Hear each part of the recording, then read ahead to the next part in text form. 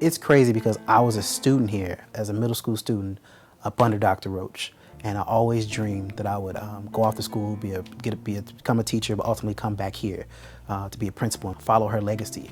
And that's what I got the chance to do. And I walk around these hallways and talk to staff members that have been here through the transitions from principal. And every time, it's always when Dr. Roach was here. Every time I do something, oh, Dr. Roach used to do that. So what? I'm doing it now. She's made such an impression that it's half the staff, I think, are still here from when she was here.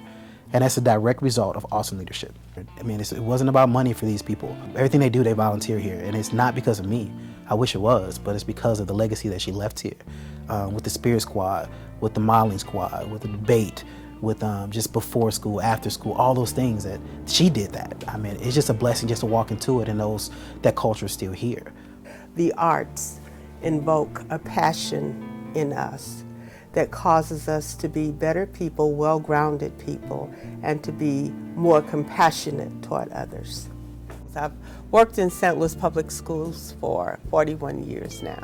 Working in St. Louis Public Schools, we've dealt with mainly African American populations of children.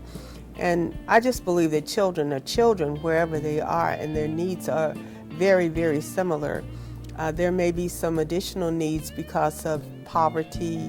What I know for sure is that all children deserve the very best that we can give them. And so my philosophy has always been to treat the children as though they were my own, and to know that whatever I wanted for my children, every parent wants for their children also. I was able to convince her to come to central office, which she did, and for the next 3 years she assisted me as the chief of staff. And she believes that anything is possible for our students. She has given her life to the school district, and not only in the sense of just time, but she gives much more than that. She gives who she is, her whole being, to making sure that young people in this district are successful.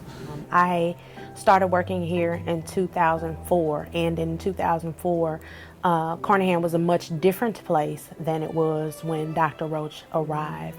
Carnahan was a very difficult school when I went to work there.